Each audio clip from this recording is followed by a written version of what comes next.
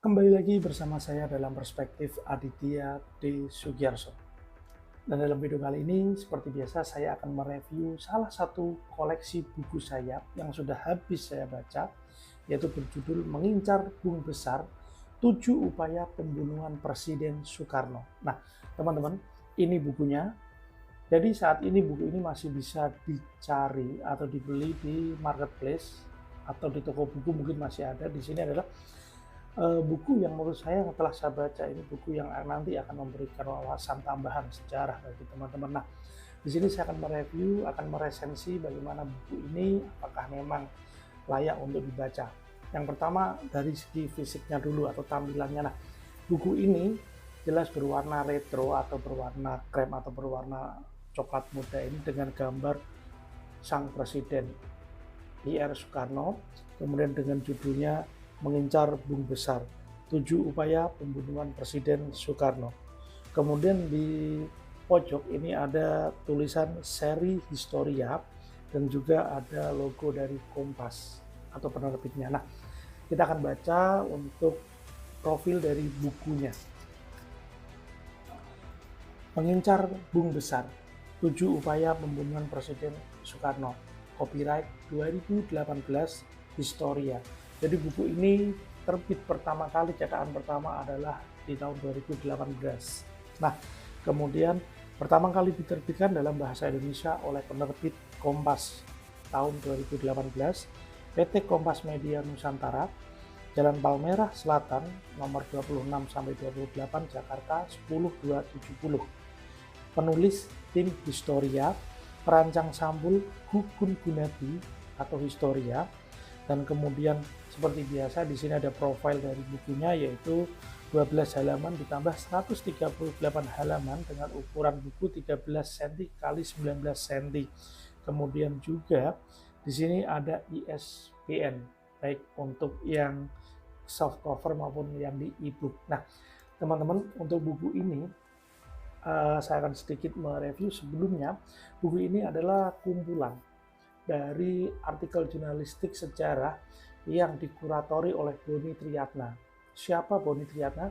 Boni Triatna adalah pemimpin redaksi Historia ID atau kanal atau majalah Historia, di mana Boni Triatna sebagai penulis ini Historia didirikan pada tahun 2010 dan itu secara online atau secara website Historia ID seperti itu, dan kemudian di 2 tahun setelahnya di tahun 2012 Historia ini memiliki cerita atau kondisi yang cukup unik karena berawal dari website atau media online. Kemudian di tahun 2012 Historia ID ini mampu mencetak majalah secara offline, di mana pada tahun itu banyak majalah-majalah atau buku-buku offline atau yang dari offline kemudian ke website atau ke online. Nah, ini terbalik, dari website terlebih dahulu kemudian menjadi buku offline. Ternyata menurut Boni Triatna adalah masih banyaknya peminat sejarah dari generasi Y yang ada di Indonesia ini.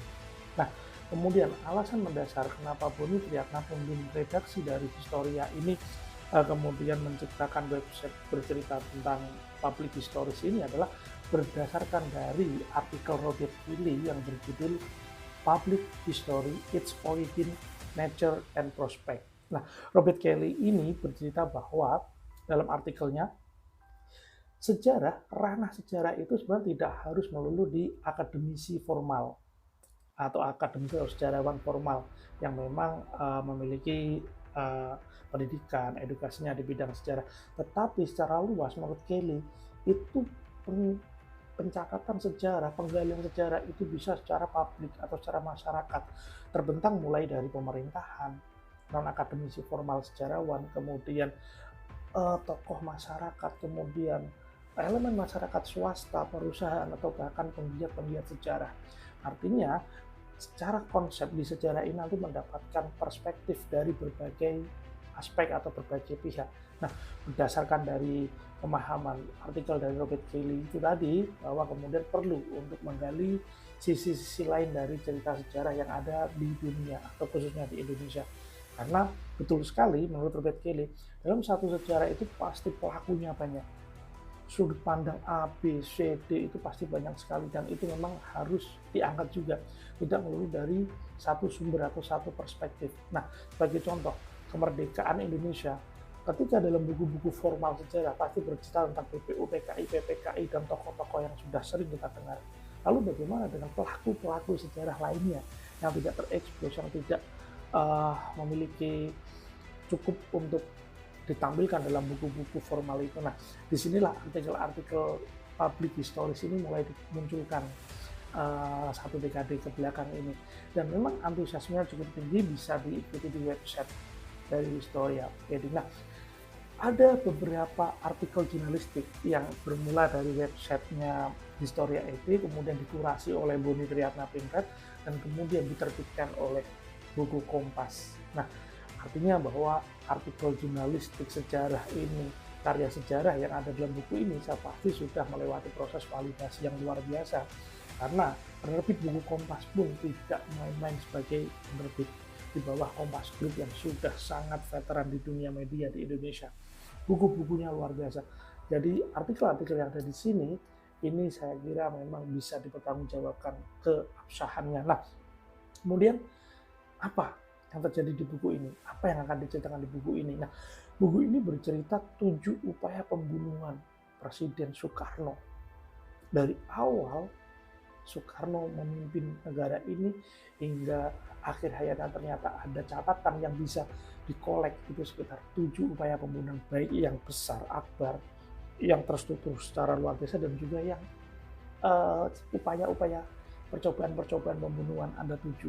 Nah, ini termasuk cukup besar bagi seorang pemimpin negara di awal-awal negaranya merdeka, tapi masih luar biasa lagi adalah Adolf Hitler, karena tercatat Adolf Hitler itu lebih dari 42 kali upaya pembunuhan. Nah, kemudian apa saja isi dari buku ini? Yang pertama adalah membidik putra sang fajar. Ya, kita tahu bahwa Soekarno disebut putra sang fajar ya, karena mungkin dari putra sang fajar. Nah, di sini menarik diceritakan latar belakang kenapa ternyata ketika rezim Indonesia ini merdeka di tahun 45, banyak juga elemen-elemen, unsur-unsur dari negeri ini dan bangsa ini yang juga ternyata tidak sepaham dengan IR Soekarno dan kawan-kawan untuk membentuk negara Kesatuan Republik Indonesia ini. Ternyata ada orang-orang yang tidak bisa terakomodir dalam lingkaran yang ada di Soekarno, maka mereka akan melakukan proses-proses sabotase, intimidasi, bahkan tadi upaya pembunuhan dari Soekarno itu dari dalam negeri atau dari sama-sama dari bangsa Indonesia. Nah, kemudian dari luar negeri ternyata bangsa-bangsa barat seperti Amerika, Inggris, Belanda juga ingin berusaha untuk menghancurkan Soekarno di awal-awal rezimnya, karena ternyata ada beberapa alasan nanti yang dibahas dalam buku ini. Nah, jadi memang sebagai pemimpin Republik Indonesia atau the founding father dari Indonesia ini banyak sekali ancaman-ancaman pembunuhan, baik secara fisik maupun pembunuhan secara karir politik dari Soekarno itu sendiri. Nah, kemudian yang kedua adalah CIA rancang pembunuhan Soekarno. Nah, tadi kembali lagi bahwa ternyata upaya pembunuhan itu tidak hanya datang dari bangsa Indonesia, tetapi juga dari bangsa-bangsa Barat seperti Amerika.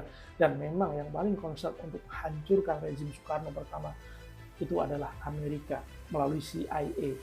Nah, di sini CIA beralasan bahwa rezim Indonesia di bawah Soekarno adalah rezim yang sangat buruk di Asia.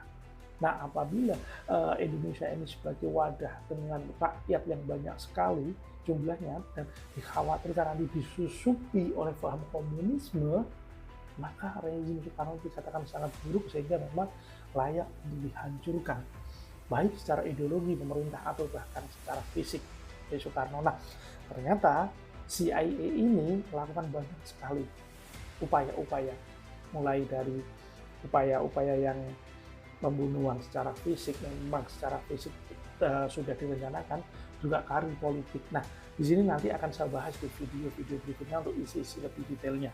Nah, kemudian berikutnya adalah Cikini, sebuah percobaan pertama. Nah, di sini saya akan bercerita latar belakang di Cikini adalah ketika Presiden Soekarno itu mengunjungi sekolah rakyat Cikini di malam hari, seperti ada acara di sana, datang dengan Megawati dan guru. Nah, Ternyata ketika Soekarno pulang, apa yang terjadi? Granat meledak di dekat mobil yang akan ditumpangi oleh Soekarno. Tidak hanya satu, sekitar 5 ledakan yang terjadi. Di malam itu Cikini porak-poranda, banyak sekali korban. Nah, siapa dalang yang ada dari balik Cikini ini adalah pertama mengarah kepada PRRI Permesta, tetapi pada akhirnya dalam sidang Mahkamah Agung mengatakan bahwa di balik skenario ini ada DITII atau Darul Islam Tentara Islam Indonesia di bawah pimpinan Kartosuwiryo. Nah, akhirnya pelakunya berhasil ditangkap juga dan diadili. Tetapi di sini Soekarno masih selamat walaupun ada korban lain seperti itu. Nah, berikutnya masih di bab yang sama, yaitu mereka guru sekolah semua. Di sini adalah kesaksian atau wawancara dari pemimpin dari atau ketua dari MES Sumbawa. Jadi latar belakang pelaku pengeboman atau granat dari Cikini adalah mahasiswa-mahasiswa pelajar dari Sumbawa yang hidup di MES. Nah, di sini lebih banyak pada wawancara oleh saksi atau pelaku sebagai pelaku sejarahnya adalah sebagai pemilik MES dari organisasi Sumbawa tersebut, yang ternyata kebanyakan mereka adalah juga guru. Nah, itu. Kemudian Maucar incar Bung Besar. Nah, Daniel Maucar ini adalah terjadi di Maret tahun 1960, di mana Maucar ini digadang-gadang sebagai pilot tempur yang terbaik di Indonesia di masanya, karena Daniel Maucar dipilih untuk membawa jet MiG-17 buatan Soviet yang pada waktu itu sangat canggih, dan Daniel Maucar memang berhasil lolos dan dipilih untuk menjadi pembawa jet tempur tersebut. Nah, latar belakang dari ini adalah dari PRRI Permesta, karena ada sakit hati dari Permesta kepada pimpinan DR Soekarno. Apa yang terjadi?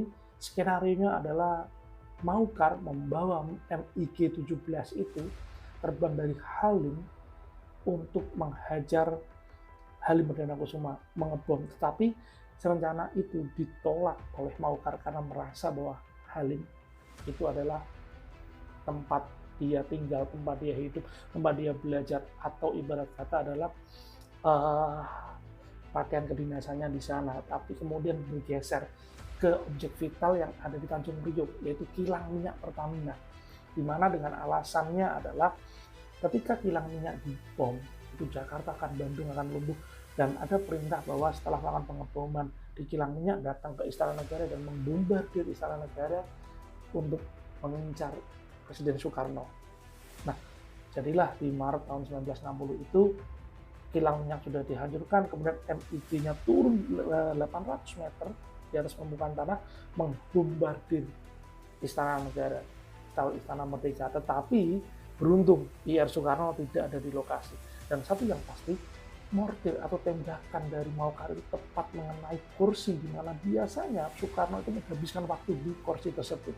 Nah, rencana awal setelah melakukan pengeboman atau penyerangan di Istana Merdeka, Maucar itu harus terbang ke Singapura untuk melarikan diri. Tetapi Maucar membelokkan pesawatnya dan lari ke arah Garut dengan dasar bahwa Garut itu basisnya dari DITI Kartosuwiryo. Artinya Maucar akan meminta perlindungan dari DITI karena tahu bahwa DITI juga memusuhi IR Soekarno atau pemerintah di bawah kabinet IR Soekarno tersebut. Nah, kemudian berikutnya adalah ada granat di Makassar. Nah, granat di Makassar ini terjadi pada Januari 62, tepatnya di Gor Mato Angin, di mana pada waktu itu Presiden Soekarno akan memberikan pidato di sana. Perjalanan dari rumah Gubernur Sulawesi menuju ke Gor itu ternyata ada penyerangan. Dan di sana sekali lagi bahwa Presiden Soekarno masih bisa dilindungi atau masih diberikan perlindungan dari Tuhan pada waktu itu, lolos dari penyerangan itu, walaupun granat atau bom itu banyak melukai warga sipil juga kepolisian pada waktu itu. Setelah kejadian itu, IR Soekarno tetap melanjutkan memberikan sambutan atau pidato di Gor Mato Angin. Nah, kemudian berikutnya ada bertahan dalam ingatan. Bertahan dalam ingatan ini masih sama, yaitu segmen tentang saksi-saksi sejarah yang ada dalam kejadian tersebut atau di granat yang ada di Makassar tersebut. Nah, siapakah dalang dibalik itu semua adalah RPKAD atau Koordinator Angkatan Darat Revolusioner atau RPKAD REV, pimpinan Ida Bagus Sujatanaja. Karena beliau atau Ida Bagus itu akan mempertahankan RPI Republik Persatuan Indonesia. Nah, seperti itu, dan tidak setuju dengan pemerintahan Soekarno. Nah, berikutnya adalah 7 nyawa putra sang fajar. Itu terjadi juga di tahun 1960, 2 tahun sebelum di Makassar. Jadi 2 kali di Makassar Presiden Soekarno itu akan dihabisi, yaitu ketika ada di lapangan terbang Mandai menuju kota Makassar, ditembak oleh mortar. Pimpinannya siapa? Yaitu Kahar Mujakar, pimpinan DITII Sulawesi. Nah, berikutnya adalah tembakan di Hari Raya Kurban, tepatnya di Istana Negara ketika Idul Adha tahun 1962, di mana waktu itu dihadiri oleh Menhan A.H. Nasution, kemudian dihadiri Ketua DPR pada waktu itu KH Zainul Arif, dan Ketua NU pada waktu itu Idam Khalid yang juga menjadi imam. Nah, dalam prosesi sholat itu ternyata ada penyusup yang membawa pistol FN, jenis FN untuk masuk di sana dan memang akan menghabisi R. Soekarno dengan tembakan langsung yang hanya berjarak sekitar 10 meter dari R. Soekarno di belakangnya.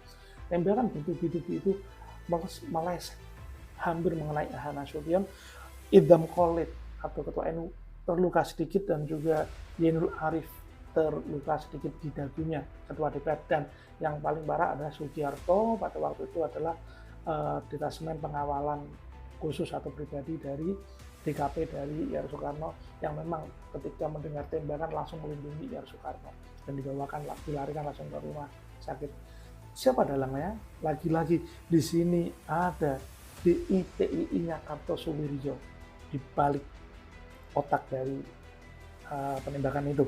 Nah, kemudian semua akhirnya pada tahun yang sama, di tahun 62 itulah Kartosuwiryo ditangkap pada tanggal 5 Juni 1962 atas serangkaian pemikiran atau rencana-rencana pembunuhan oleh yang akan dilakukan oleh Soekarno atau korbannya adalah Soekarno.